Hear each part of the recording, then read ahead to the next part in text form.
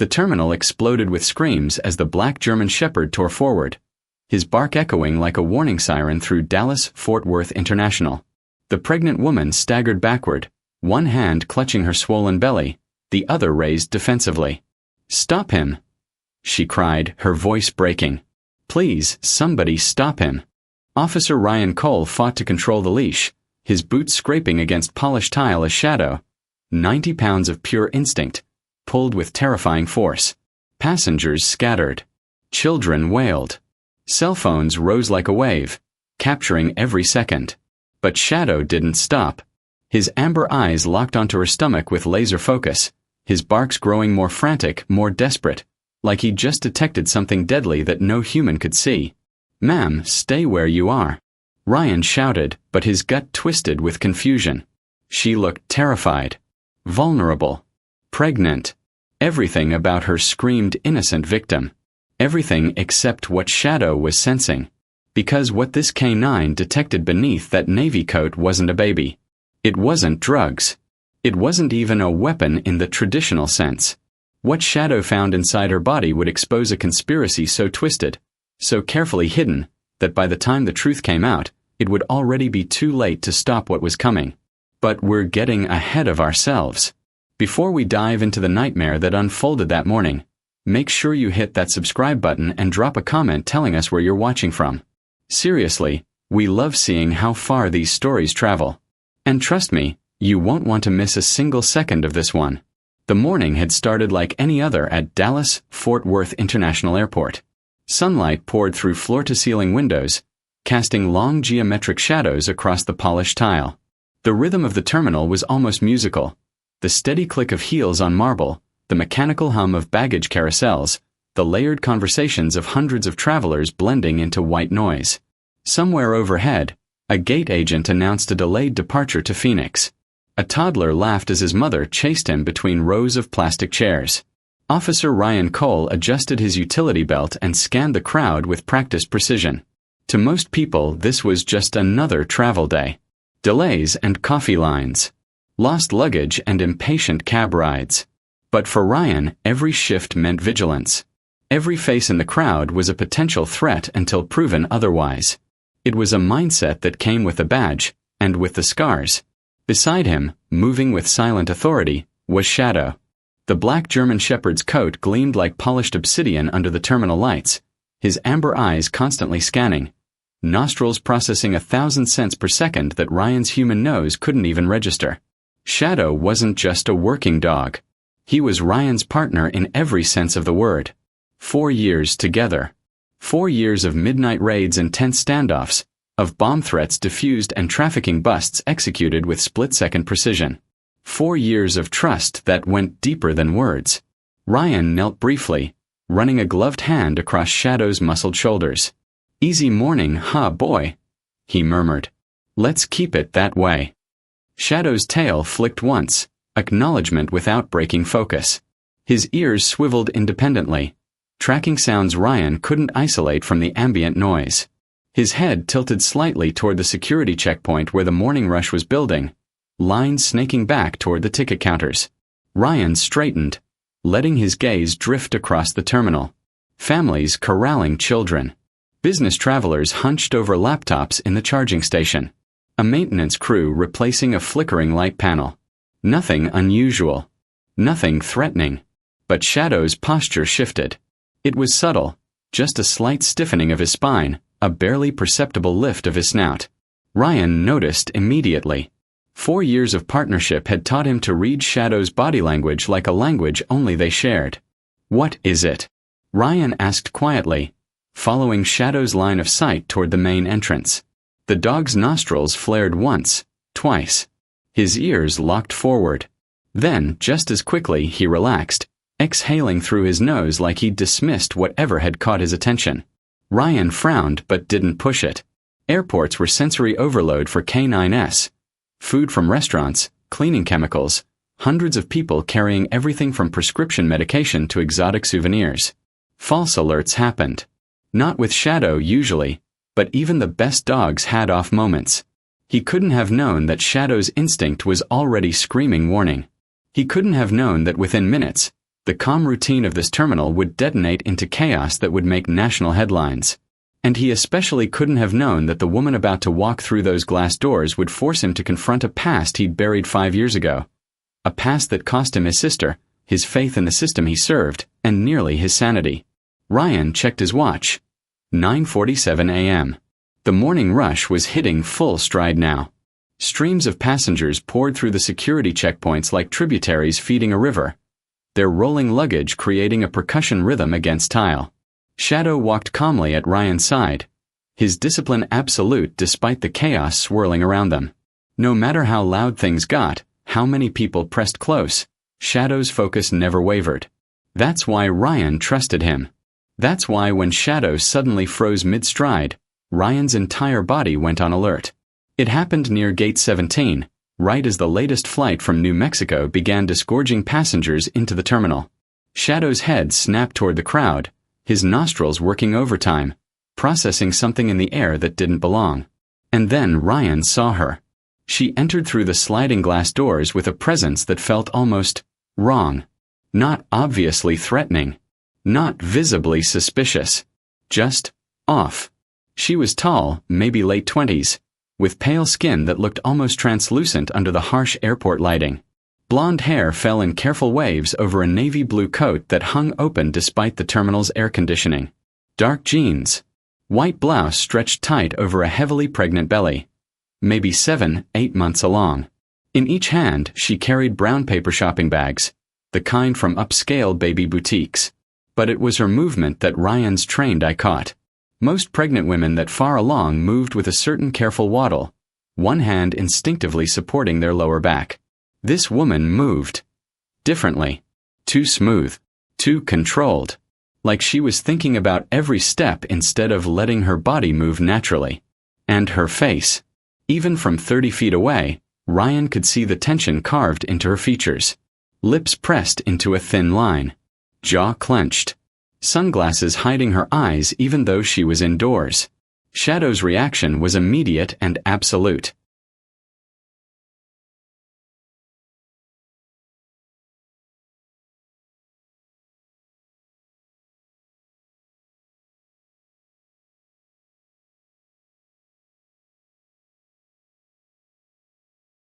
His entire body went rigid, muscles coiling like steel springs.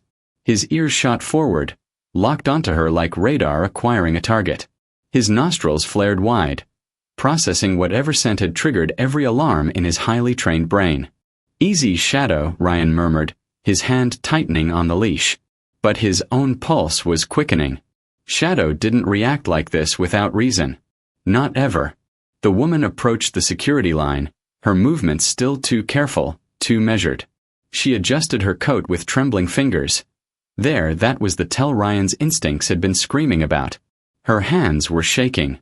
Not nervousness about flying. This was different. Deeper. Fear. Or guilt. "Do you see something, buddy?" Ryan whispered, crouching slightly to Shadow's level. Shadow's response was a low growl that rumbled deep in his chest. Quiet, restrained, but unmistakable to anyone who knew him. This was the sound Shadow made when he'd detected explosives in a suspicious package. When he'd cornered a trafficking suspect in a warehouse raid. When he knew, with absolute certainty, that danger was present. Ryan's heart kicked into overdrive. Years on the force had taught him to trust his partner's nose over his own eyes. Shadow's detection record was flawless. 97 successful operations. 0 false positives. Whether it was narcotics, explosives, accelerants, or even trace evidence of human remains, Shadow's nose was more reliable than any electronic scanner DFW security had in their arsenal.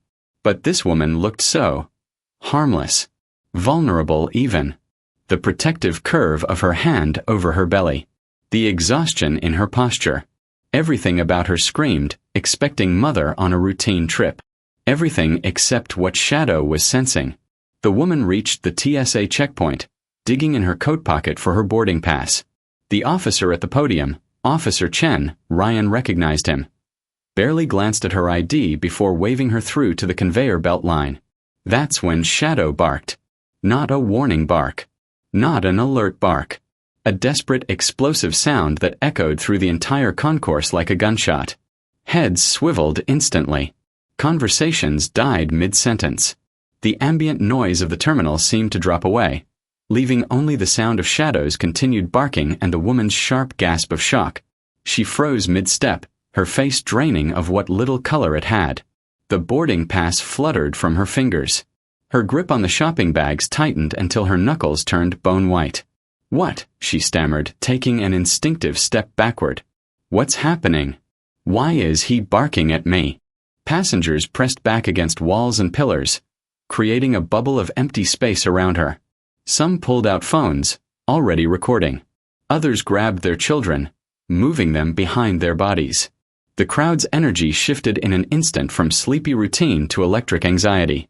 Shadow lunged forward with such force that Ryan nearly lost his grip on the leash. The German Shepherd's focus was absolute, his entire being narrowed to a single point, the woman's stomach. "Shadow, heel," Ryan commanded, his voice sharp with authority. But Shadow didn't heel, didn't even acknowledge the command. He strained against the leash, barking continuously now, his gaze never wavering from her midsection. His claws scraped against the polished tile as he pulled, trying to get closer, his barks becoming more frantic with each passing second. It was as if he was screaming a warning that only he could understand. "Ma'am, I need you to stay where you are," Ryan called out, fighting to control 90 pounds of determined K9 while simultaneously trying to assess the threat level. "I haven't done anything," the woman cried, her voice cracking. Tears welled in her eyes, spilling over. "Please, I'm pregnant. Can't you see I'm pregnant? Make him stop." Two other officers, Daniels and Perez from the afternoon shift, came running from the far security checkpoint. Travelers continued backing away, their whispers building into a wave of speculation. "Is she carrying something? Oh my God, is it a bomb? Someone needs to help that woman. Why is the dog freaking out like that?" Ryan's mind raced through possibilities. Explosives? Shadow was trained for those, but his reaction seemed different. More urgent, more personal somehow. Narcotics? Possible. But why would a pregnant woman be smuggling drugs through an airport security checkpoint? Unless... A thought flickered at the edge of Ryan's consciousness. Something he'd read in a DEA briefing months ago about new trafficking methods. About creative concealment strategies that exploited traveler profiles least likely to be thoroughly searched. But before he could complete the thought, Shadow's barking reached a fever pitch. The woman clutched her belly with both hands now, the shopping bags dropping to the floor with a metallic rustle that made Ryan's trained ear catch. Something in those bags wasn't soft fabric. Something hard had shifted. "Ma'am," Ryan said, his voice dropping into the firm, no negotiation tone he used for non-compliant suspects. "I need you to put your hands where I can see them and step away from the bags." "No." She backed up another step, shaking her head violently. "No, you don't understand. I can't. I just want to go home. Please, I just want to go home to my son." Her son. The detail landed like a punch. If she was telling the truth, she was a mother already, traveling alone while heavily pregnant. The profile fit trafficking victim more than trafficker. But Shadow's reaction said otherwise. Ryan motioned to Daniels. "We need to do a secondary screening. Now."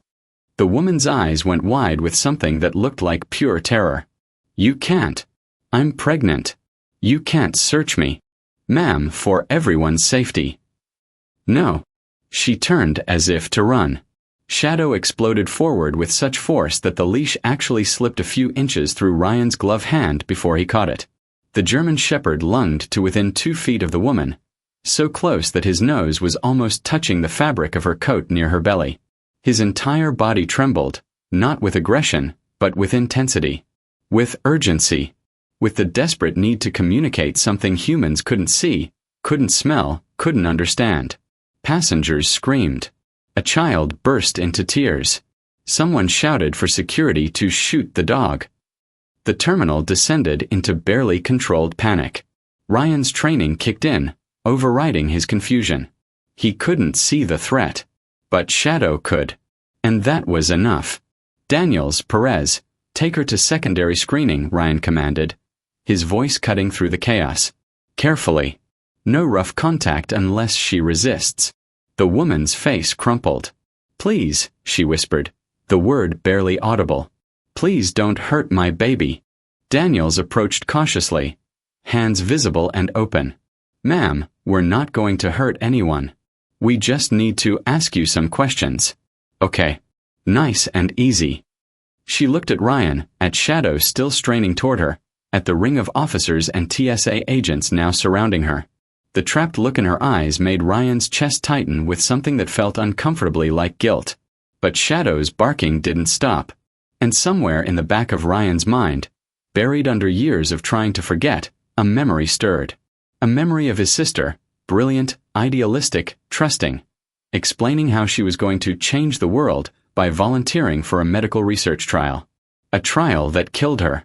A trial funded by a company called Helix Biotech. Ryan shook his head, trying to dislodge the thought.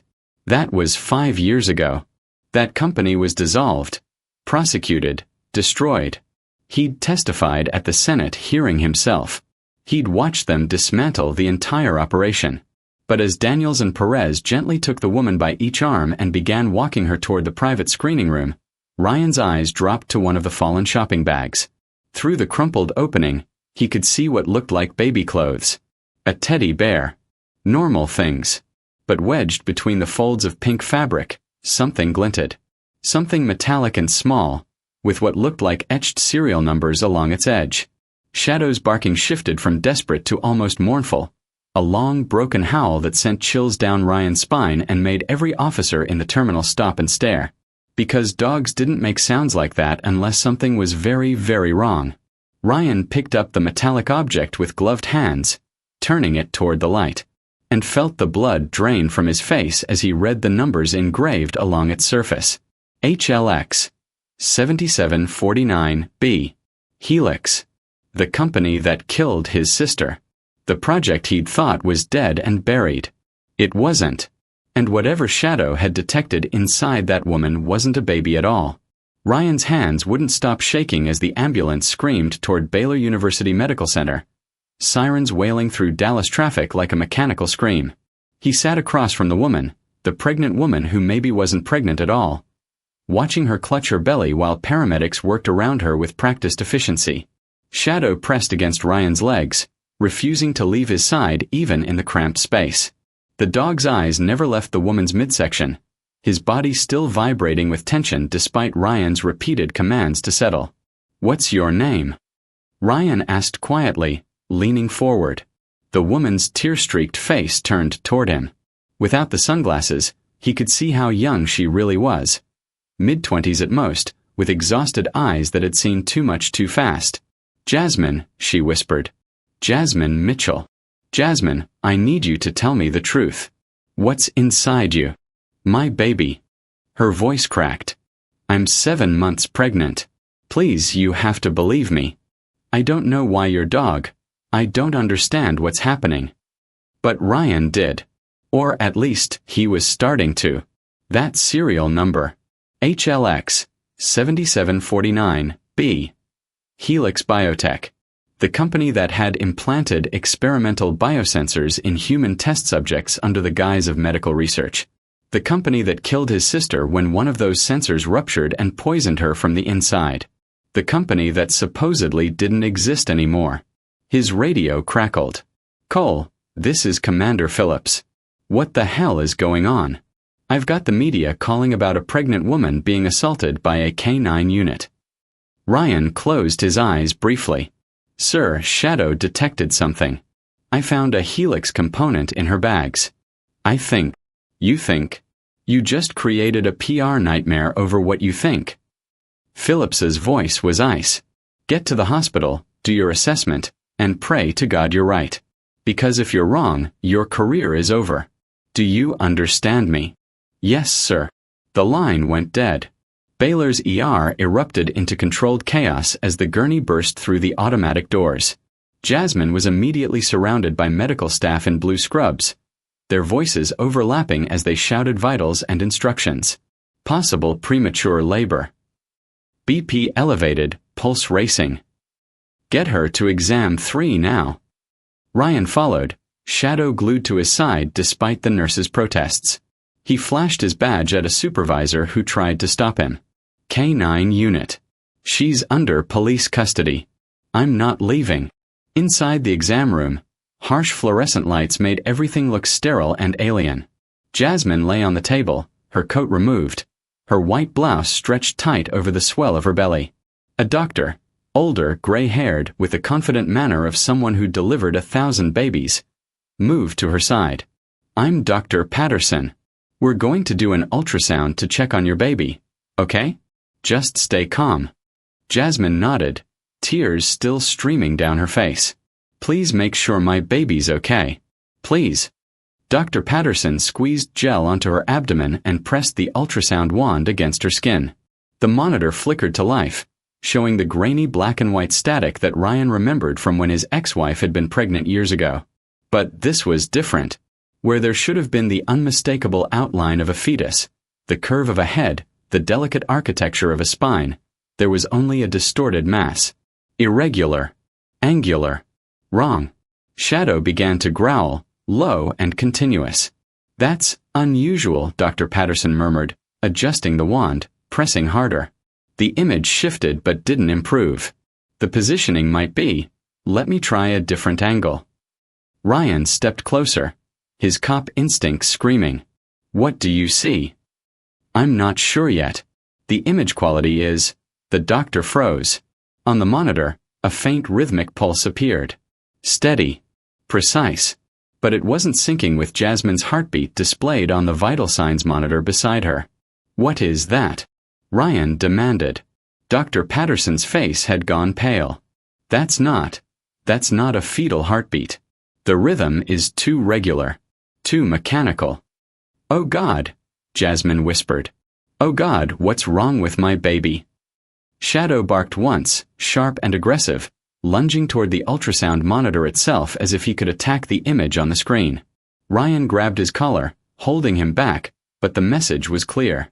Whatever was inside Jasmine Mitchell, Shadow knew it wasn't human. I need a specialist, Dr. Patterson said, his voice tight. Right now. Get Dr. Chen from radiology. What's happening? Jasmine's voice rose into hysteria. Someone tell me what's happening to my baby. Ryan moved to the other side of the table, his voice low and firm. Jasmine, I need you to tell me the truth. Where did you get pregnant? Who was your doctor? I was part of a trial. A fertility study. In New Mexico. They said it was cutting-edge treatment for women who'd had trouble conceiving. The words tumbled out between sobs. They paid me $20,000. Covered all my medical expenses. I have a 6-year-old son at home. I'm a single mother. I just wanted to give him a better life. They said it was safe. They promised it was safe. What was the name of the company? Genesis Medical Research. They had offices in Albuquerque. Everything looked legitimate. Doctors, contracts, lawyers. They did the implantation procedure 3 months ago, and I've been monitored every week since. They told me everything was progressing normally. Genesis Medical Research. Ryan didn't recognize the name, but he'd bet everything he owned that if he traced the corporate structure back far enough, he'd find Helix Biotech lurking underneath layers of shell companies and falsified paperwork. The door burst open. A younger doctor rushed in, pulling on gloves. I'm Dr. Chen. What do we have? Dr. Patterson stepped aside, gesturing at the monitor. Unidentified mass in the abdominal cavity. Mechanical pulse signature. Patient claims to be 7 months pregnant, but there's no fetus, Dr. Chen finished, his eyes widening as he studied the screen. Jesus. What is that? That's what I need you to tell me. Dr. Chen took the ultrasound wand, moving it slowly across Jasmine's abdomen.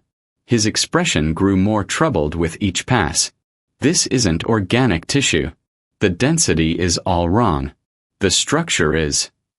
He zoomed in on the image, enhancing the resolution. And there, barely visible on the enhanced screen, was a small engraved marking. Serial numbers. Ryan's vision tunneled. His breath caught in his throat. Because he could read those numbers even from across the room, burned into his memory from 5 years of nightmares and Senate testimony and his sister's death certificate. HLX 7749B. The same code from the component in Jasmine's shopping bag. The same project designation that had killed his sister. Dr. Chen's voice seemed to come from very far away. There's a foreign object embedded deep in the abdominal cavity. It appears to be some kind of biosensor or transmitter. I've never seen anything like this. It's definitely engineered. Jasmine's screams filled the room. What are you saying? Where's my baby? Where's my baby? Ma'am, I don't think you were ever pregnant, Dr. Chen said gently. I think someone implanted a device inside you and made you believe.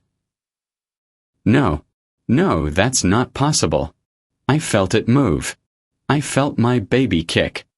Shadow was barking continuously now, adding to the chaos, his instincts screaming that the threat wasn't neutralized, wasn't contained, wasn't over. Ryan pulled out his phone with trembling hands, pulling up the classified file he'd sworn he'd never look at again. The Senate investigation documents. The Helix biotech schematics. The technical specifications for the biosensor implants that could simulate pregnancy symptoms.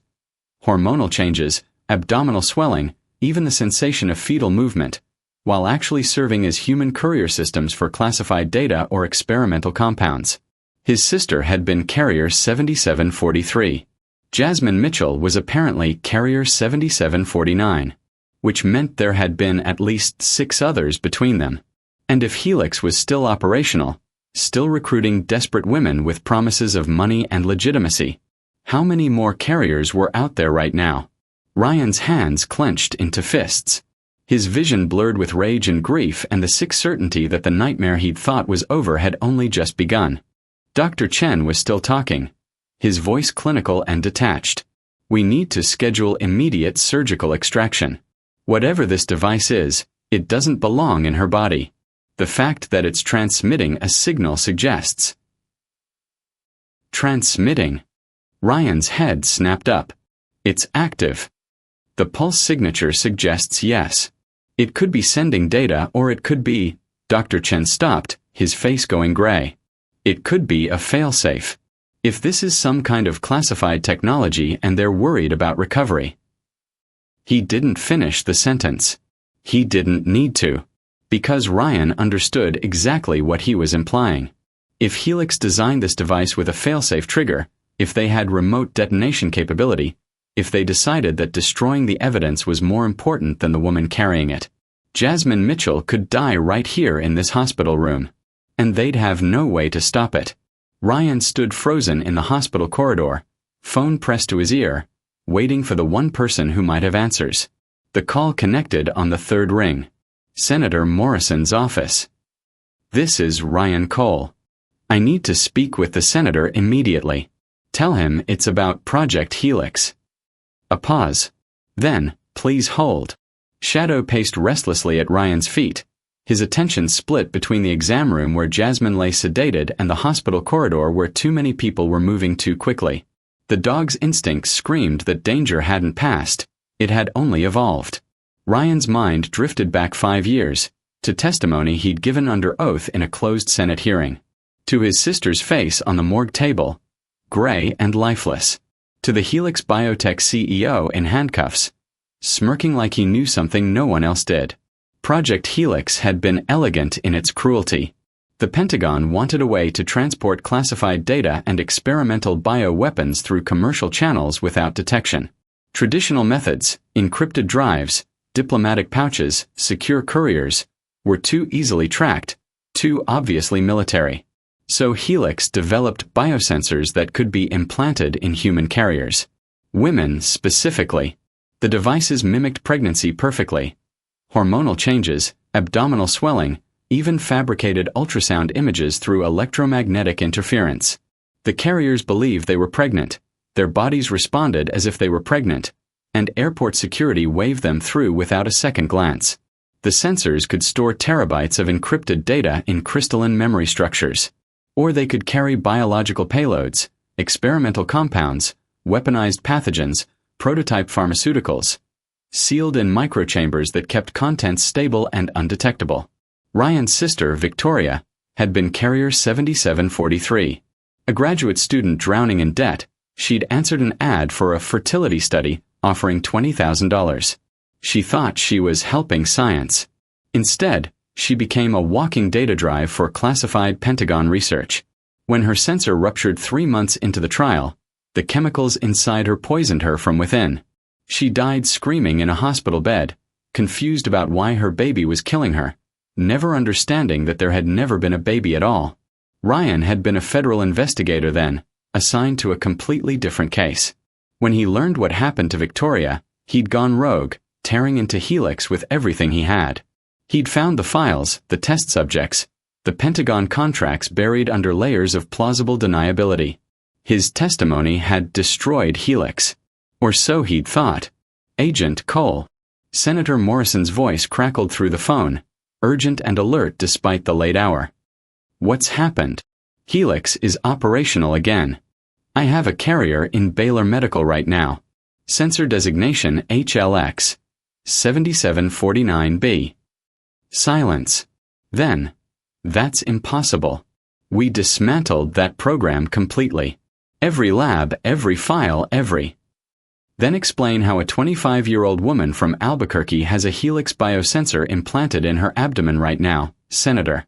Explain how a company called Genesis Medical Research is recruiting carriers with the exact same script Helix used 5 years ago. I'll make calls. Don't let that woman out of your sight. If Helix is back, someone high up is protecting them. Trust no one. The line went dead. Ryan turned back toward the exam room just as Dr. Chen emerged, stripping off gloves. We've scheduled emergency extraction for 6 a.m. I've notified hospital security and... 6 a.m. is too late, Ryan interrupted. We need to operate now. Officer Cole, I understand your concern, but surgical prep takes time. We need an operating theater, an anesthesiologist, specialized equipment to safely extract an unknown device from. The lights flickered. It was brief, barely a second, but Ryan's instincts fired like alarm bells. Shadow's hackles rose, a growl building in his throat. What was that? Dr. Chen asked, looking up at the fluorescent panels. Ryan was already moving, hand on his weapon, eyes scanning the corridor. Get Jasmine Mitchell to a secure room. Lock the doors. Let no one in except staff you personally verify. You think someone's coming for her? I know they are. The elevator at the end of the hall dinged. Doors slid open. 2 men in dark suits stepped out, federal badges already visible on their belts, moving with the efficient purpose of people who had legal authority and knew it. Officer Cole? The taller one called out, his voice carrying that particular tone of bureaucratic command. FBI. We're here to take custody of your suspect. Ryan's hand stayed on his weapon. Suspect? She's a victim. That's not your determination to make. The agent pulled credentials from his jacket. Special Agent Miller. This is Agent Torres. The woman in that room is connected to an ongoing federal investigation. We have orders to transfer her to a secure facility immediately. Shadow's growl deepened, his body coiling into an attack stance. Your dog needs to stand down, Torres said, his hand drifting toward his own sidearm. Ryan didn't move. Something was wrong. The badges looked real, but badges could be faked. The suits were correct, but suits were just clothing. What made Ryan's blood run cold was their eyes. Too alert, too focused, scanning the corridor with tactical precision that went beyond standard federal procedure. These weren't investigators. These were operators. Let me see your credentials, Ryan said quietly. Miller's expression hardened. We don't have time for this. Hospital security is already compromised. We need to move the asset before. Before what? The hospital's fire alarm suddenly shrieked to life, drowning out whatever Miller was about to say. Red emergency lights began strobing. Overhead sprinklers activated, raining cold water across the corridor. Shadow barked once, sharp and warning. Then everything exploded into chaos. Miller's hand moved faster than Ryan expected, drawing his weapon and aiming not at Ryan but at Dr. Chen standing frozen in the doorway. The gunshot was deafening in the enclosed space, echoing off tile and steel. Ryan dove sideways, pulling Shadow with him, his own weapon clearing leather as he rolled behind a medical cart. Return fire came from hospital security at the far end of the corridor. 2 uniformed guards who'd been standing post. Torres went down first, taking 3 rounds to center mass, his body crumpling against the wall. Miller ducked into a patient room, firing blindly back at the guards.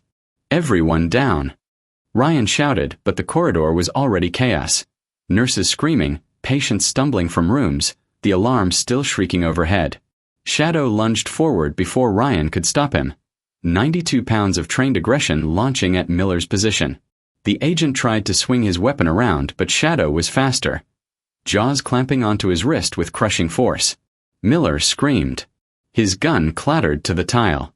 Ryan was on him in seconds, knee in the small of his back, cuffing him with practiced efficiency even as Shadow maintained his grip. "Who sent you? Who sent you?" But Miller just laughed, blood from his mangled wrist pooling on white tile. "You're already too late, Cole. She's gone." Ryan's head snapped toward Jasmine's exam room. The door stood open. The bed was empty. No. He released Miller, sprinting toward the room, Shadow at his heels. Inside, medical equipment beeped uselessly. The window was closed. The bathroom empty. She'd been wheeled out during the firefight. In the chaos, someone had simply taken her. Ryan ran back to the corridor, his eyes searching desperately. There, at the far end, disappearing around the corner, a wheelchair being pushed by a nurse in blue scrubs, moving at near-running speed. "Stop!" Ryan shouted, but they were already gone. He raced to the security office, 3 floors down, taking stairs 2 at a time with Shadow bounding beside him. The security guard looked up in alarm as Ryan burst in, badge raised. "I need your cameras. 4th floor, East Wing. Last 5 minutes. Now." The guard pulled up footage, scrolling through multiple feeds. The hallway. The exam room. The chaos of the gunfight. And there, clear as day, a nurse in scrubs entering Jasmine's room during the commotion, unlocking the bed's wheels, pushing it toward the service elevator. "Zoom in on her face," Ryan commanded, his voice hoarse. The guard enhanced the image. And Ryan's world shattered for the second time in one night. The face on the screen was older, harder, scarred along the left cheekbone, but unmistakable. Captain Sarah Miles. His former partner at the FBI. His mentor. The woman who'd trained him, trusted him, stood beside him during the Helix investigation 5 years ago. The woman whose car had exploded on a desert highway 2 years ago, killing her instantly according to the official report Ryan had read while standing at her memorial service. Sarah Miles was alive, and she'd just stolen Jasmine Mitchell right out from under him. Ryan sat in his truck in the hospital parking lot, hands gripping the steering wheel so hard his knuckles had gone white. On his laptop screen, Sarah Miles's face stared back at him from the security footage. Frozen mid-stride, pushing Jasmine's wheelchair very much alive. Shadow whined softly from the passenger seat, pressing his nose against Ryan's arm. The dog could sense his handler's spiraling thoughts, the way trauma and confusion were threatening to pull him under. "She's dead," Ryan whispered to the empty truck. "I saw the car, Shadow. I saw what was left of it. But dogs didn't lie. And that footage didn't lie either." His phone buzzed. Commander Phillips. Ryan ignored it. It buzzed again. Senator Morrison. Ignored. A text came through from an unknown number. "Stand down, Cole. This is above your pay grade." Ryan threw the phone onto the dashboard and opened a different window on his laptop. Archived case files he'd copied years ago, against protocol, because some part of him had known that Helix's story didn't end with a Senate hearing and a few arrests. Sarah Miles. Captain, FBI Special Investigations Unit. His partner for 3 years before the Helix case. Before everything fell apart. The memories came flooding back whether he wanted them or not. 3 years earlier, they'd worked a human trafficking ring operating out of El Paso. Sarah had gone undercover for 6 weeks, deep enough that Ryan had lost contact twice and nearly called for extraction both times. But she'd stayed. She'd gotten the evidence. 17 victims recovered. 38 arrests. You trust too easily, she told him afterward, over whiskey in a bar that didn't ask questions. That's going to get you killed someday. And you trust no one, Ryan had shot back. That's going to make you lonely. She'd smiled, that rare, genuine smile she only showed when the case was over and the victims were safe. Maybe. But I'll be alive and lonely. When Victoria died and Ryan uncovered Helix, Sarah had been the one who believed him. While everyone else called it conspiracy theory, while superiors threatened his badge and his pension, Sarah had stood beside him. She'd helped him follow the money, trace the shell companies, identify the other carriers. They'd built the case together, testified together, destroyed Helix together. And then, 6 months after the Senate hearings, her car had exploded on Highway 20 outside Midland. The official report said mechanical failure. Gas leak, spark, tragic accident. Ryan had driven out to see the wreckage himself. There'd been nothing left but twisted metal and scorched earth. He'd stood at her memorial service and promised her photo that Helix was finished, that her sacrifice hadn't been in vain. But if she wasn't dead, if she'd faked her death, why? Shadow barked once, sharp, pulling Ryan from the spiral. The dog's eyes were fixed on the laptop screen, where Ryan had pulled up traffic camera footage from the hospital's surrounding streets. You're right, Ryan muttered, focusing. Work the problem. Find her.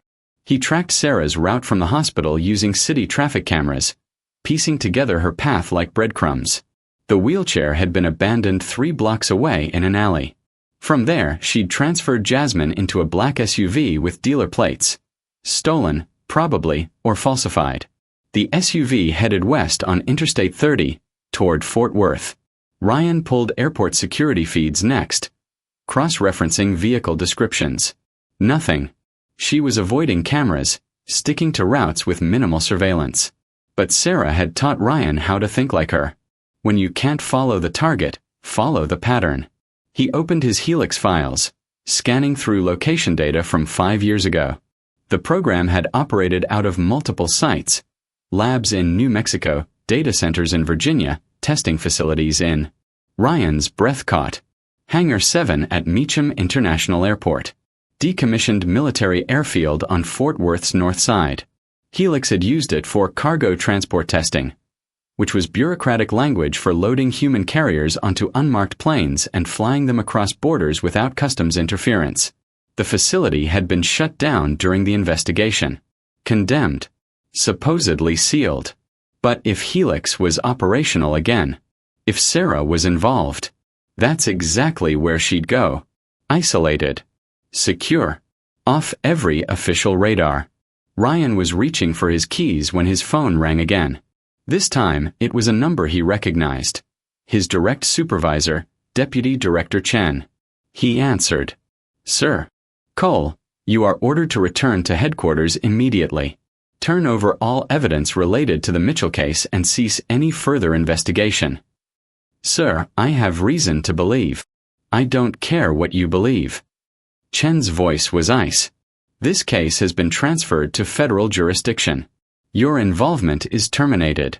If you disobey this order, you will be placed on administrative leave pending disciplinary review.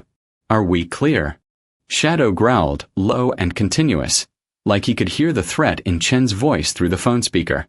Crystal clear, sir. Ryan hung up. The order had been too smooth, too rehearsed.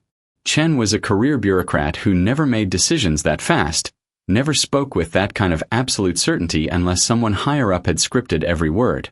Someone was protecting Helix, and they were using Ryan's own chain of command to do it.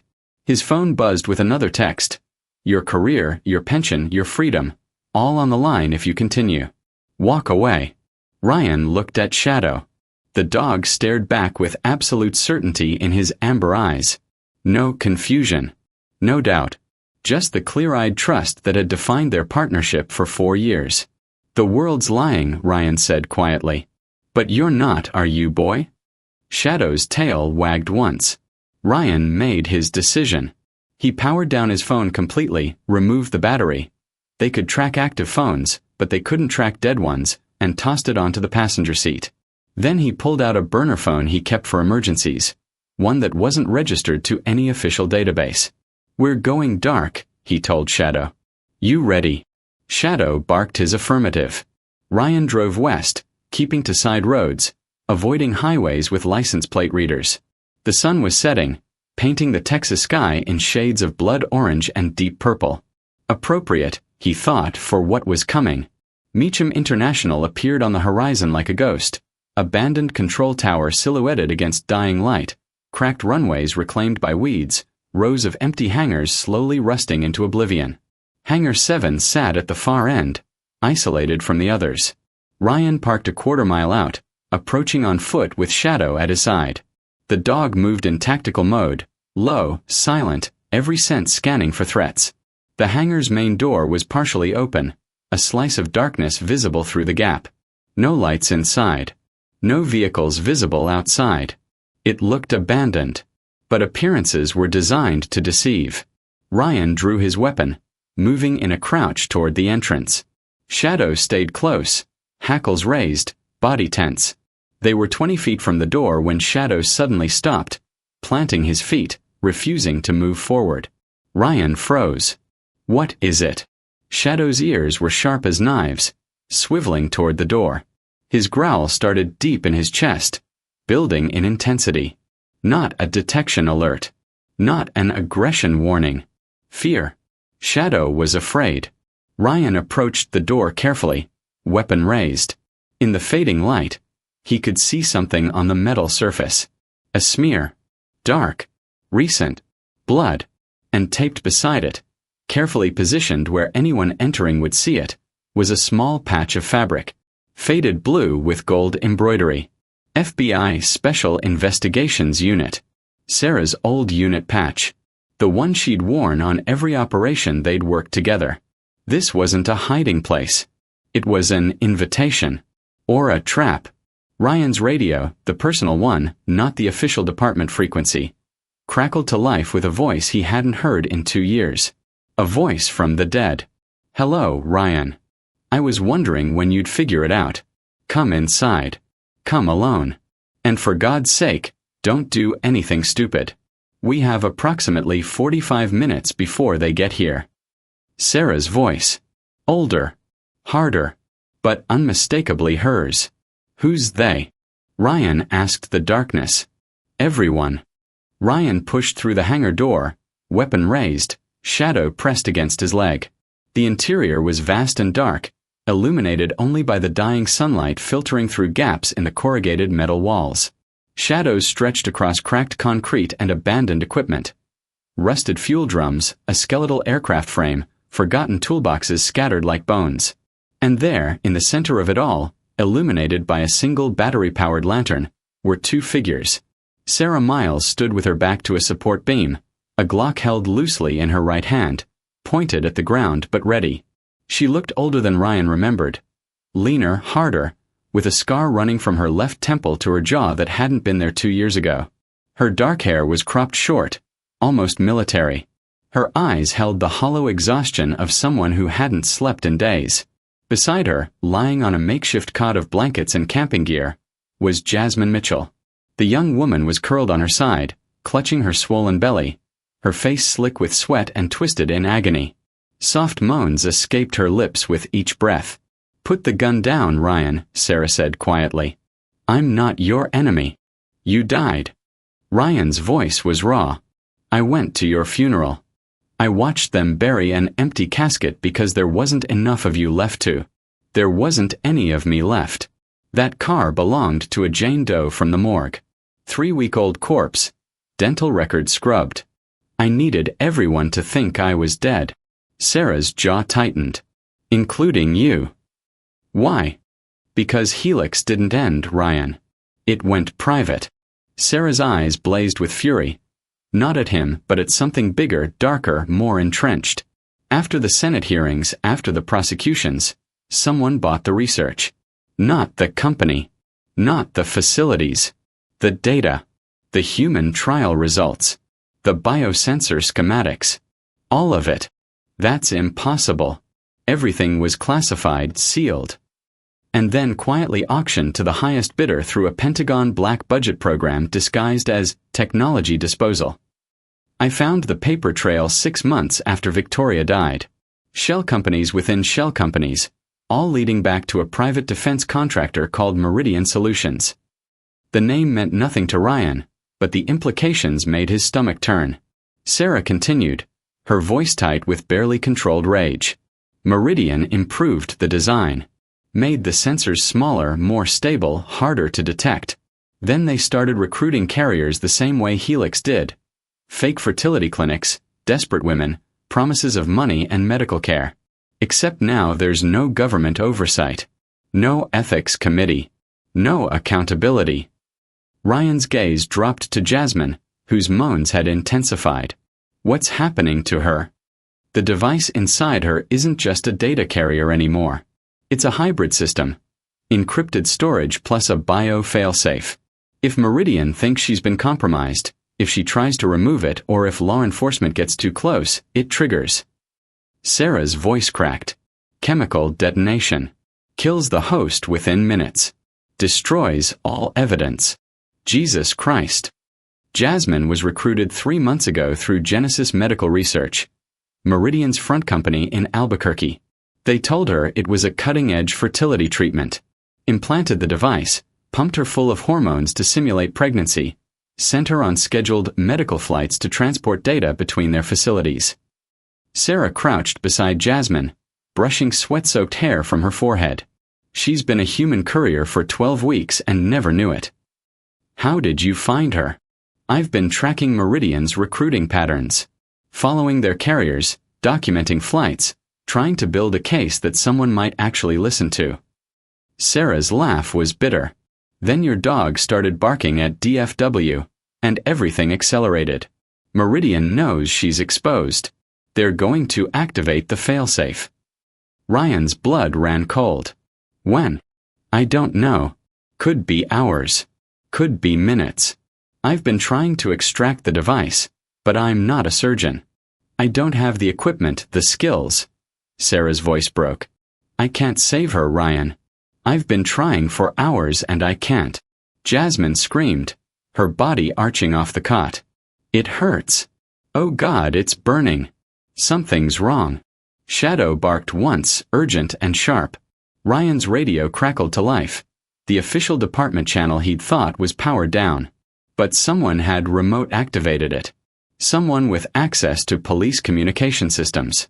Commander Phillips's voice filled the hangar, calm and unnaturally composed. Officer Cole, this is your final warning. Stand down immediately. The civilian in your custody is classified as national property under Defense Production Act provisions. Interference with her transfer constitutes obstruction of a federal security operation. Ryan stared at the radio like it was a snake. National property. She's a person. Her status has been reclassified. You have 60 seconds to exit the structure and surrender your weapon. Failure to comply will result in lethal force authorization. The transmission ended with a click that sounded like a coffin closing. Sarah met Ryan's eyes across the dim hangar. Now you know. Your department, your chain of command, maybe even the people you trusted, they're all protecting Meridian. This goes all the way up, Ryan. Pentagon contracts. Congressional funding. Billions of dollars in black budget research. They can't just. They already have. Victoria wasn't an accident.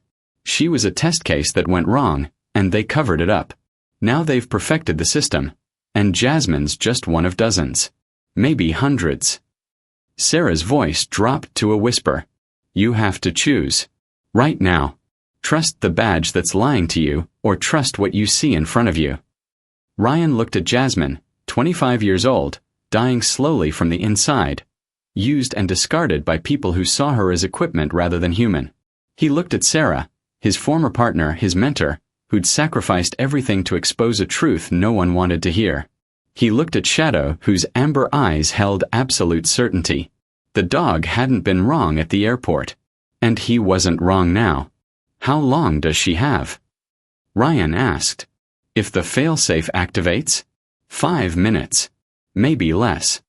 Sarah's hands trembled as she checked Jasmine's pulse. The chemical burns from the inside out. She stopped, unable to finish. Ryan knew. He'd watched Victoria die the same way. Shadow's head snapped toward the rafters, his body going rigid. A low growl built in his throat, the warning sound that meant immediate danger. They're here, Sarah whispered. Ryan saw them a split second later.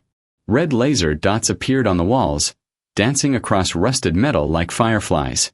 1, 3, 6, a dozen. They were surrounded. Outside, vehicle engines rumbled. Boots hit gravel. Tactical units taking position with the practiced efficiency of operators who'd done this 100 times before. A voice crackled through an external speaker. Professional, detached, completely devoid of emotion. This is Tactical Unit 7. Occupants of the structure, you are ordered to exit with hands visible. You have 30 seconds to comply. Shadow pressed against Ryan's leg, trembling with tension. Sarah chambered around in her Glock. I'm not letting them take her. I'm not watching another woman die because these bastards value profit over lives. Sarah. I've been dead for 2 years, Ryan. I've got nothing left to lose. On the cot, Jasmine whimpered. Please, someone, it's burning. Ryan's finger hovered over his radio. He could call for backup. Follow orders. Trust the system. Or he could trust the dog who'd never lied to him. Trust the partner who'd faked her death to expose the truth. Trust his own eyes showing him a woman dying from corporate greed disguised as national security. The external speaker crackled again. 15 seconds. Shadow barked at the ceiling, where shadows moved across the rafters. Snipers taking position through gaps in the metal roof. 10 seconds. Sarah raised her weapon, aiming at the door. 5 seconds. Ryan made his choice. He raised his own weapon, taking position beside Sarah. Target acquired. A sniper's voice whispered through someone's open radio channel. Cold. Clinical. Already pulling the trigger in his mind. Shadow's bark turned desperate. And in that final second before everything exploded into violence, Jasmine Mitchell's eyes rolled back in her head, her body convulsing as something inside her activated. The failsafe had triggered. They were out of time. The hangar doors exploded inward with a deafening crash of metal and splintering wood. Federal agents. Hands up. Now. Tactical units poured through the opening like a black flood. Body armor, helmets, assault rifles with mounted flashlights that turned the dim hangar into a nightmare of strobing shadows and shouted commands. 8 operators. 10. 12. More streaming in behind them. Ryan didn't lower his weapon. Beside him, Sarah held her ground, Glock steady despite the impossible odds. Stand down, the lead operator shouted, his voice distorted through a tactical mask. Drop your weapons or we will open fire. She's dying, Ryan shouted back, gesturing toward Jasmine convulsing on the cot. The device inside her is activated. If you don't let us help her, she'll be dead in minutes. That's not your concern. Surrender the asset and exit the structure. The asset. Not the victim. Not the woman. The asset. Sarah's face twisted with rage. Her name is Jasmine Mitchell. She has a 6-year-old son waiting at home. She's a human being, you bastards. Final warning. Drop your. Jasmine's scream cut through everything else, a sound of pure agony that made even the tactical operators hesitate. Her body arched off the cot, back bending at an impossible angle, hands clawing at her stomach like she could tear the burning device out through sheer desperation. It's triggering. Sarah yelled. Ryan, the abort sequence, we need the remote now. One of the operators, smaller, moving differently from the others, reached into a tactical pouch on his vest. He pulled out a black rectangular device the size of a garage door opener, his thumb hovering over a red button. You want her to live, the operative called out. Put down your weapons. We have the abort code. Ryan's mind raced.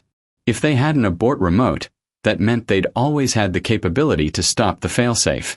Which meant this entire operation wasn't a rescue. It was a recovery. Get the asset, destroy the evidence, eliminate the witnesses. Sarah saw it too. Don't trust them, Ryan. That's not an abort code. It's a detonation trigger. You're wrong, Captain Miles. The operative's voice was cold, professional. But you'll never know for certain, will you? Jasmine's convulsions intensified. Foam appeared at the corners of her mouth. Her eyes rolled back until only white showed.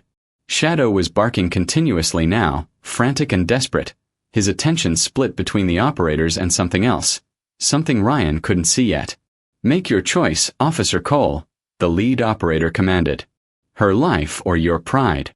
Ryan's finger trembled on the trigger. Every instinct screamed trap, but Jasmine was dying right in front of him, just like Victoria had died 5 years ago while doctors stood helpless. Ryan, don't. Sarah started. The operative with the remote pressed the button. Nothing happened. For one frozen heartbeat, everyone in the hangar stood paralyzed, waiting for detonation, waiting for death. Then chaos erupted. The operative cursed, pressing the button repeatedly. Command, remote trigger is non-responsive. Repeat, trigger is. Sarah fired first. 3-round center mass that dropped the nearest operator before the others could react.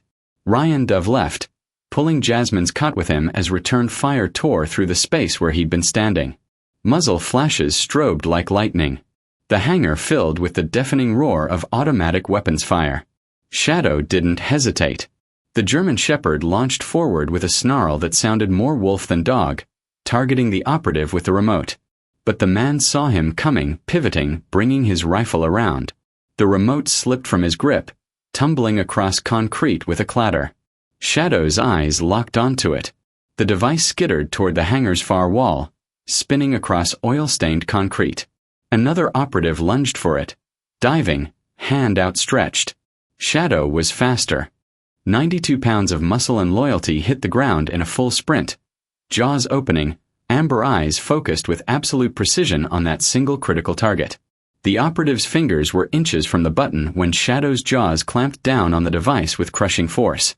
Plastic cracked. Circuitry crunched.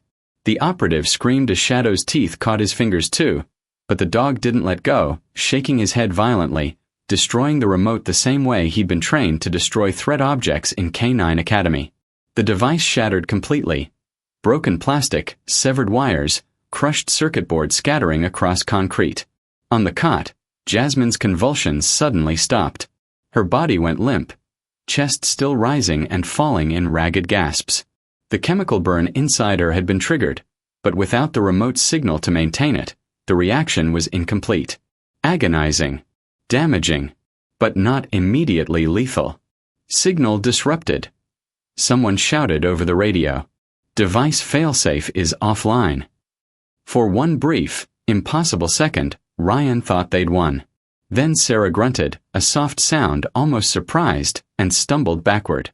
Blood bloomed across her shoulder, spreading in a dark stain that looked black under the strobing tactical lights. She'd taken a round during the firefight. Her Glock clattered from nerveless fingers. Sarah. Ryan caught her as she fell, lowering her to the concrete. The wound was high, near the collarbone, bleeding heavily. Survivable if she got treatment immediately. Fatal if she didn't. Shadow returned to Ryan's side, the destroyed remote still clenched in his jaws like a trophy. The remaining operators held their fire, regrouping near the entrance, calling for backup and medical. Sarah's hand gripped Ryan's vest with fading strength. Listen. Her voice was wet, struggling. Helix. Never uses one carrier. Don't talk. Save your strength. We'll get you. No time. Blood bubbled at her lips. Jasmine was a test. One of several. Flying different routes. Different airports. Ryan's blood turned to ice. How many? Don't know. At least 3 others. Today. Sarah's eyes fought to focus. One's already airborne. Dallas too. Chicago.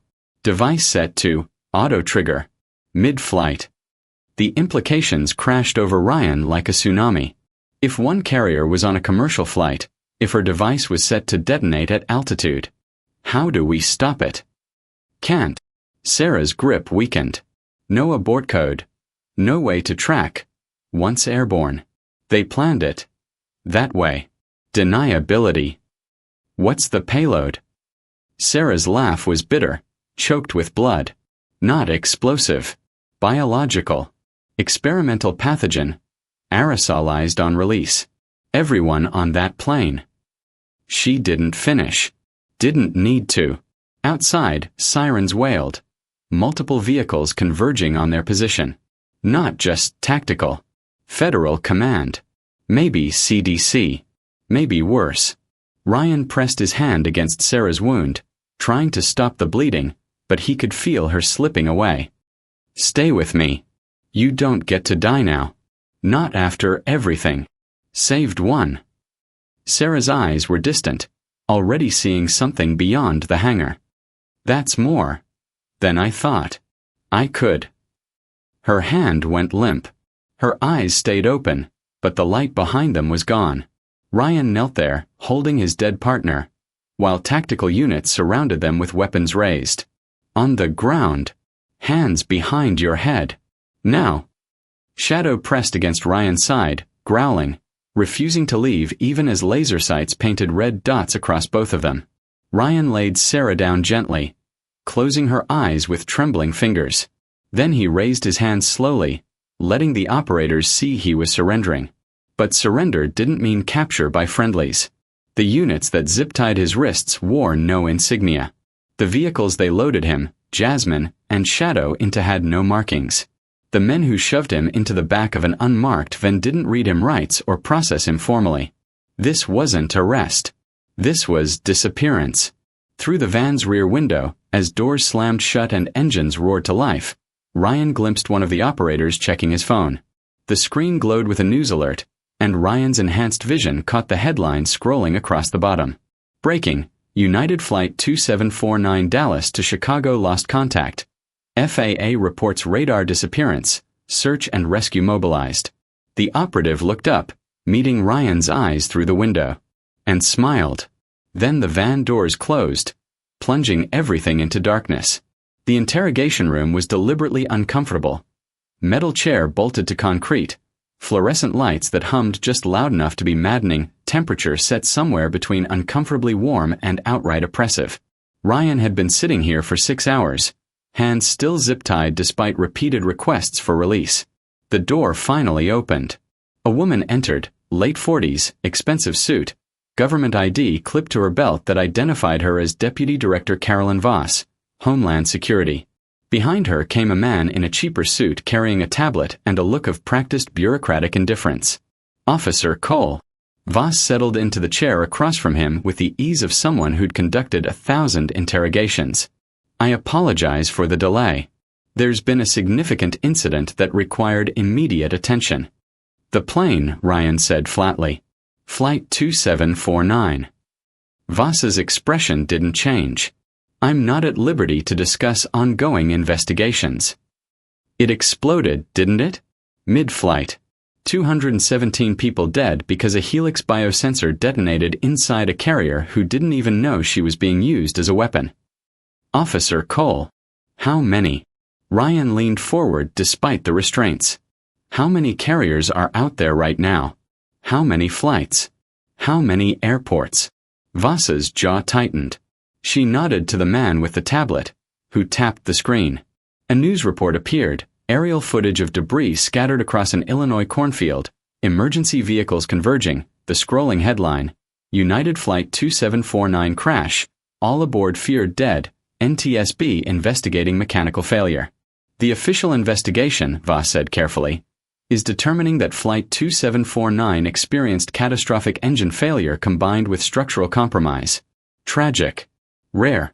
But mechanical in nature. That's a lie. That's the conclusion of qualified aviation experts. It's a cover-up. Ryan's voice was cold. You're protecting Meridian Solutions. You're letting them operate a program that uses human beings as disposable data carriers and biological weapon couriers, And when people die, you just manage the narrative. Voss leaned back, studying him. Officer Cole, let me be very clear about your situation. You assaulted federal officers. You discharged your weapon in an unauthorized engagement. You harbored a fugitive, Captain Sarah Miles, who faked her death and operated as a domestic terrorist for 2 years. Your actions tonight have created a national security incident that required intervention at the highest levels of government. Sarah was trying to save lives. Sarah Miles was a mentally unstable former agent who manufactured conspiracy theories to justify her criminal behavior. Voss's tone was practiced, rehearsed. She manipulated you using your sister's death, exploiting your trauma to recruit you into her delusions. Ryan stared at her. The script was flawless. Every word designed to rewrite reality, to transform truth into fiction and murder into policy. Where's Jasmine Mitchell? The civilian you kidnapped? She's receiving appropriate medical care. Where? That's classified. And Shadow, your K-9 partner is undergoing behavioral evaluation. His actions tonight demonstrated aggression toward federal officers, which raises questions about his fitness for continued service. Ryan's hands clenched into fists. If you hurt that dog, no one's going to hurt him, Officer Cole. Assuming you cooperate. Voss nodded to her assistant, who produced a document folder. We're prepared to offer you a resolution. Sign the non-disclosure agreement, accept a promotion to K-9 Training Command. Desk job, excellent benefits, far from operational duties, and this entire incident disappears from your record. You want me to be silent. We want you to move forward with your career instead of destroying it over a misunderstanding. 217 people are dead. That's not a misunderstanding. Voss's mask cracked slightly, showing the steel underneath. 217 people died in a mechanical failure. That's the official finding. That's what the families will be told. That's what the insurance companies will pay out on. Clean. Manageable. No panic. No congressional hearings. No national security breach. And Meridian keeps operating. Meridian Solutions holds contracts worth billions of dollars across multiple defense applications. They employ 15,000 people. They provide critical capabilities that keep this country safe. Voss leaned forward. Whatever you think you know about their research, you don't have the full picture. You don't have the clearance. You don't have the context. What you have is a choice. Sign the agreement and have a future, or refuse and spend the next decade fighting federal charges that will destroy everything you've worked for. Ryan looked at the document, at the pen, at the woman offering him a career in exchange for his silence. Where do I sign? Voss smiled. Smart choice. 48 hours later, Ryan sat in a generic federal holding facility somewhere outside Dallas, staring at beige walls and waiting for processing to complete. They'd kept their word, no formal charges filed, no public record of his detention. Just a quiet administrative reassignment and an NDA that made speaking about Helix, Meridian, or Flight 2749 a federal crime punishable by 20 years in prison. He hadn't seen Jasmine since the hangar. Hadn't been allowed contact with Shadow, though someone had mentioned the dog was recovering well from his evaluation. Ryan had signed the papers, accepted the promotion, played the role of defeated cop who'd learned his lesson. But he hadn't stopped thinking, hadn't stopped planning. On his third night in the facility, as he lay on a thin mattress staring at acoustic ceiling tiles, he heard soft footsteps in the hallway. A door opened briefly down the corridor. A female voice, weak but insistent. I need to tell someone. Please. They said phases. Multiple routes. Jasmine. Ryan was on his feet instantly, moving to his door. Through the small window, he could see guards escorting her back to her room. She looked pale, hollow, moving like someone who'd aged years and days. Their eyes met for just a second as she passed. Backup couriers, she whispered, barely audible. They told me there were backups. Different airports. Different schedules. The Dallas flight wasn't. A guard cut her off, pushing her into her room. The door locked with a metallic click. But Ryan had heard enough. Multiple carriers. Multiple routes. Backup plans within backup plans. Flight 2749 hadn't been an isolated incident. It had been a test. Or a message. Or just one domino in a chain of falling pieces that Meridian was orchestrating across the entire country. He lay back down, mind racing. The NDA meant he couldn't go to the media. Couldn't go to Congress. Couldn't officially investigate. Every legal avenue had been sealed. But Sarah hadn't operated legally either. Sometime after midnight, Ryan heard something slide under his door. He sat up, alert, waiting to see if guards would enter. Silence. Nothing but the hum of fluorescent lights and distant footsteps. He approached the door carefully. On the floor lay an unmarked manila envelope, thin and inconspicuous. Ryan picked it up, feeling something small and solid inside. He opened it carefully. A flash drive fell into his palm. No label. No identifying marks. Just a standard USB drive that could have come from any office supply store. But wrapped around it was a small piece of paper with 3 words written in handwriting he recognized from 1,000 case reports. Finish it. S. Sarah's handwriting. Sarah's message. Left behind somehow, somewhere, prepared for the possibility that she wouldn't survive but her mission would. Ryan found a tablet in the facility's common area at 3 a.m., when only skeleton security staffed the halls. He plugged in the drive, hands shaking. Files appeared. Dozens of them. Encrypted manifests. Carrier identification codes. Flight schedules. Medical facility locations. And a manifest labeled Meridian Active Carriers. Current operations. Ryan opened it. Names. Women's names. Ages. Locations. Recruitment dates. Mitchell, Jasmine, HLX, 7749. B. Dallas, Fort Worth. Status. Extracted. Rodriguez, Maria, HLX, 7750. B. Phoenix Sky Harbor. Status. Active.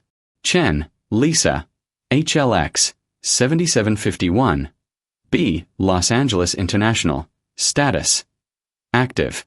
Williams, Keisha, HLX, 7752. B. Chicago O'Hare. Status. Terminated. Flight 2749. Terminated. Ryan's vision blurred. Keisha Williams had been 23 years old. A nursing student. Recruited through a fake fertility program in Milwaukee. She died believing she was pregnant, believing she was going to be a mother, never knowing she was carrying a weapon that would kill everyone around her. He scrolled down. More names. More airports. More women being used as disposable couriers. And at the bottom of the file, highlighted in red. Next deployment. DFW Terminal A, arrival gate 17 to 14:35 hours, 23 hours from now. Carrier. Patterson, Nicole, HLX, 7753. B. Albuquerque Recruitment. Phoenix Transit, Dallas Final Destination. 23 hours. Another carrier was flying into Dallas. Into Ryan's airport. Into the terminal where this had all started. And if she was carrying the same kind of device that killed Keisha Williams, if Meridian was planning another test, another message. Ryan stared at the screen, Sarah's words echoing in his mind. Finish it. He'd signed the NDA. Accepted the reassignment. Played the defeated cop. But he'd never promised to stop fighting. Ryan waited until the 3rd shift change at 4 a.m., when the facility was staffed by minimum personnel and exhaustion made guards sloppy. He'd memorized the security camera blind spots during his 3 days of detention, mapped the patrol routes, identified the single point of vulnerability. The supply closet on the 2nd floor had a window that didn't quite latch properly. Ryan had noticed it during his escorted bathroom breaks, a maintenance oversight that no one had bothered fixing because who would try to escape from the 2nd floor of a federal facility? Someone desperate enough, apparently. Ryan dropped 15 feet into landscaping shrubs, rolled to absorb impact, and came up running. No alarms. No shouts. Just the quiet Texas night and the distant hum of highway traffic. He had stolen a facility vehicle key during dinner, palmed it from a guard's belt while pretending to stumble, and now he sprinted toward the parking lot where unmarked sedans sat in neat rows. The third car unlocked. Ryan slid behind the wheel, hot-wired the ignition using techniques he'd learned from a car theft task force years ago, and pulled out of the lot with headlights off until he was a quarter-mile down the access road. Then he drove like hell toward Dallas. Kevin Chen worked the overnight shift at DFW K9 facilities, a job he'd taken because it paid better than day shifts and kept him away from supervisors who asked too many questions. He was reviewing training schedules when someone knocked on the kennel office door at 5:47 a.m. Ryan stood in the doorway, still wearing facility-issued clothing, looking like he'd run through a hedge backward. "Officer Cole." Kevin blinked in confusion. "I heard you were on administrative. I need Shadow. Right now. I can't just release a K9 without authorization forms and—" "Kevin." Ryan's voice was iron. "You watched the news about Flight 2749? The plane that went down outside Chicago?" "Yeah. Mechanical failure. Tragic." "It wasn't mechanical failure. It was a biological weapon detonation carried by an unwitting human courier.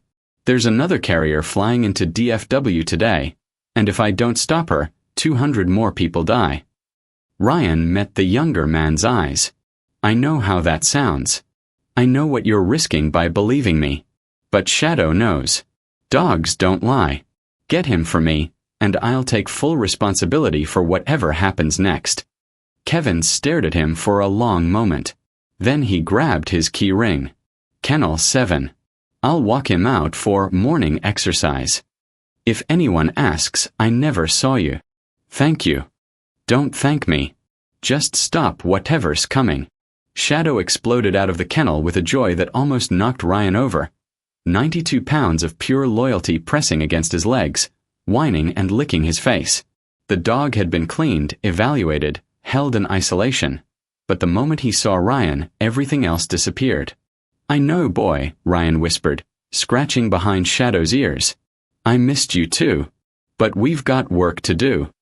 By 8 a.m., Ryan was in the airport terminal wearing civilian clothes he'd stolen from a gym locker. Jeans, a hoodie, baseball cap pulled low. Shadow walked beside him in a service dog vest that Ryan had purchased from a pet store with cash. Not official. Not authorized. But enough to get a working dog through security without immediate questions. He pulled up Sarah's data on a burner phone, cross-referencing flight schedules. Nicole Patterson was arriving on Southwest Flight 1847 from Phoenix, scheduled to land at Gate A17 at 2:35 p.m. 8 hours from now. Ryan studied the file. Patterson was 27, a single mother of 2 from Albuquerque. She'd been recruited 6 weeks ago through Genesis Medical Research, the same front company that had recruited Jasmine. Promised $25,000 for participating in a breakthrough fertility study. She believed she was 5 months pregnant. She had no idea she was carrying a Helix biosensor loaded with an experimental pathogen. Ryan's burner phone buzzed with an encrypted message. "Kevin, using a secure app. Your escape triggered alerts. They know you're gone. Airport security has your photo. DFW command has orders to detain on site." Ryan deleted the message and kept walking. He'd known this would happen. Knew he was burning every bridge, destroying his career, possibly his freedom. But if he was right, if Sarah's data was accurate, he could save 200 lives. If he was wrong, he'd be arrested as a delusional cop who'd snapped under pressure, and Nicole Patterson would walk free while he was dragged away in handcuffs. Everything depended on Shadow. As morning rush built into afternoon crowds, Ryan positioned himself near Gate A17. He couldn't approach security directly. They'd recognize him instantly. Couldn't alert TSA without proof they wouldn't immediately dismiss. His only advantage was Shadow's nose and the element of surprise. His radio, the personal unit he'd retrieved from his truck, crackled at 1:47 p.m.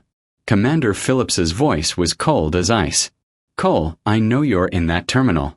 I know what you think you're doing. This is your final warning. Stand down. Walk away.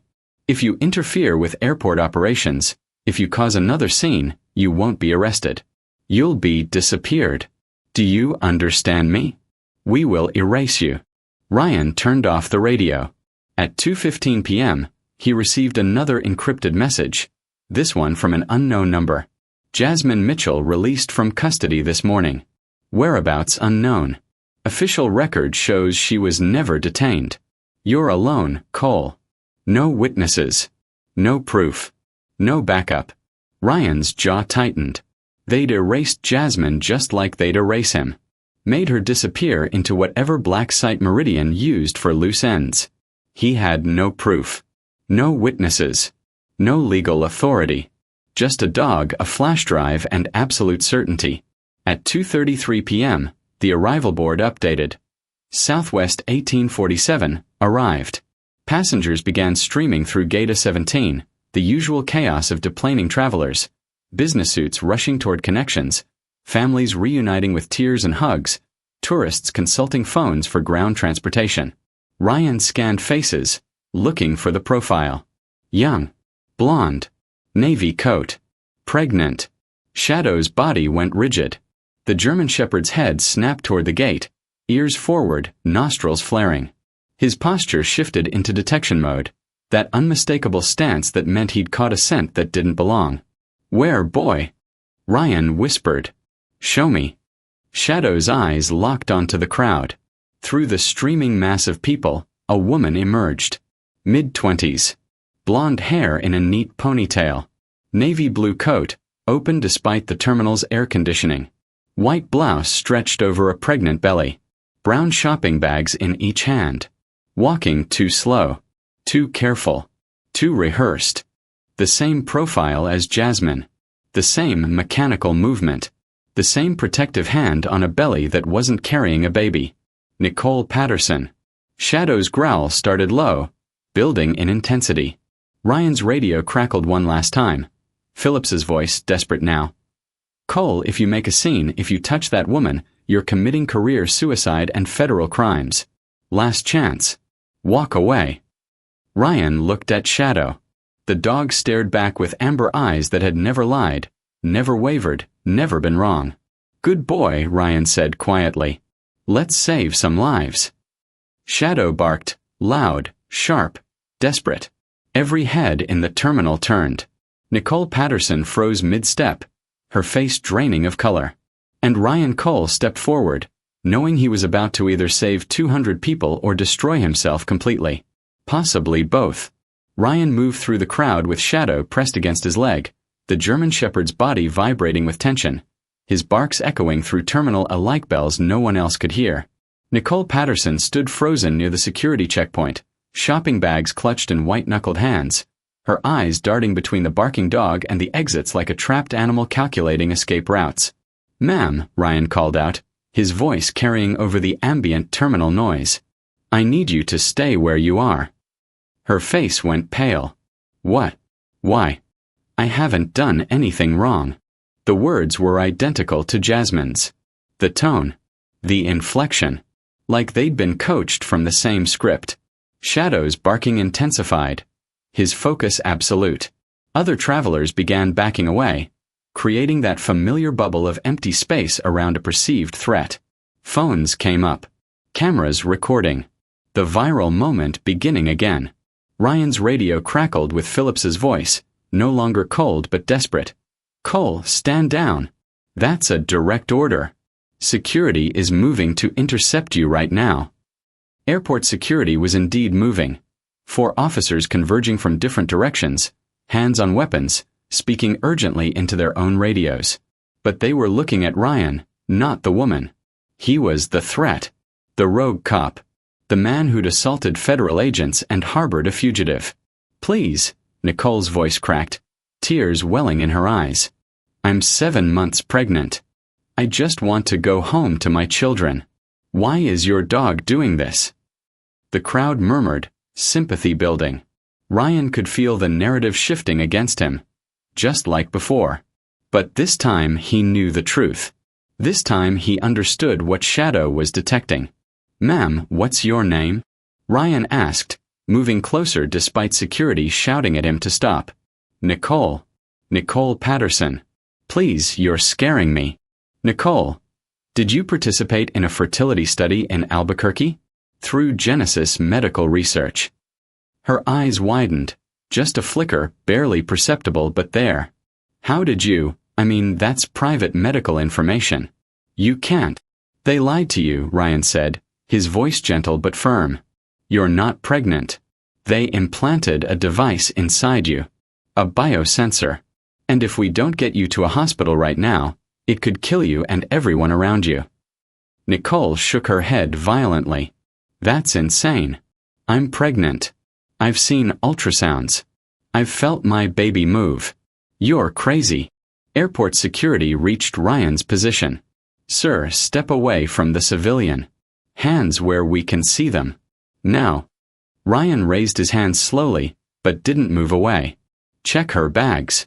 You'll find Helix components. Serial numbers starting with HLX 7753. Sir, you are under arrest for.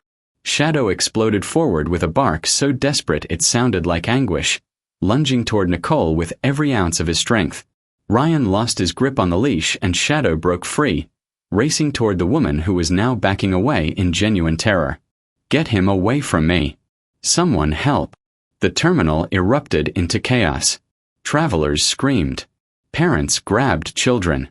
Security drew weapons, some aimed at Shadow, others still covering Ryan.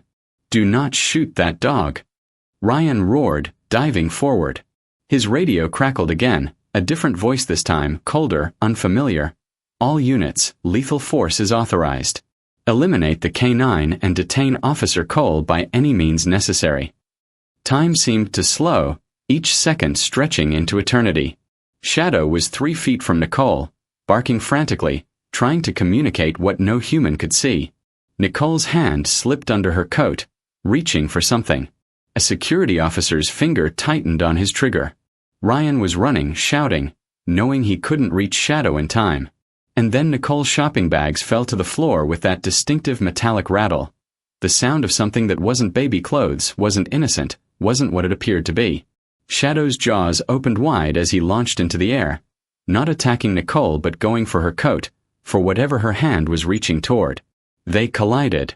Woman and dog crashed to the polished tile in a tangle of limbs and fur and navy fabric. A metallic object skittered across the floor. Small, rectangular, blinking with a tiny red light. Not a detonator. An emergency beacon. Nicole wasn't reaching to defend herself. She was reaching to call for help, to trigger an abort signal, to stop whatever was inside her from activating. She wasn't a willing carrier anymore. She'd figured it out. She was trying to save herself. But the beacon sliding across tile meant Meridian knew she was compromised. Knew she'd been detected. Knew their operation was exposed. And if they'd designed these devices with fail-safes. Ryan's mind flashed to Sarah's final words. Auto-trigger. Mid-flight. Nicole's device didn't need a remote signal. It was programmed to activate on a timer or based on biometric stress responses. And Shadow's detection, the confrontation, her elevated heart rate and adrenaline spike. All of it could be triggering the countdown right now. Evacuate the terminal. Ryan shouted, grabbing the beacon from the floor. Everyone out. Now. But his voice was lost in the chaos. Travelers were filming, arguing, pressing closer to see what was happening rather than running away. Security was focused on restraining Ryan and Shadow, not understanding the real threat. Nicole lay on the floor, clutching her stomach, her face twisted in confusion and terror. Something's wrong, she gasped. Oh God, something's wrong with my baby. Shadow stood over her, not attacking, but guarding, that protective stance he took when he'd located an explosive device, keeping others away from the danger zone. The beacon in Ryan's hand blinked faster. Red light strobing in accelerating rhythm. 1 blink per second. Then 2 per second. Then 4. Ryan looked at Shadow. At Nicole. At the hundreds of travelers in the terminal, most of them recording on their phones, none of them understanding they might be standing in a kill zone. He looked at the beacon counting down toward something he couldn't stop, couldn't prevent, couldn't control. And in that moment, Ryan Cole understood what Sarah had meant. Not that they were too late to save Nicole, but that they were too late to stop what Meridian had already set in motion. Because if Nicole's device was on a timer, if it had been programmed to activate regardless of intervention, how many other carriers were out there right now, walking through airports, believing they were pregnant, counting down toward detonation? The beacon's light went solid red. Shadow howled, a sound of warning, of mourning, of desperate futility. Nicole's eyes went wide. What's happening? What's? Ryan opened his mouth to shout evacuation orders one more time. But before sound could leave his throat, before security could process what was happening, before the travelers filming could understand what their cameras were about to capture, the terminal lights flickered once. And everything changed. Thank you for watching this story to the end. If you enjoyed this story, you will surely love the next. Click on the image or video showing on your screen right now to watch the next one.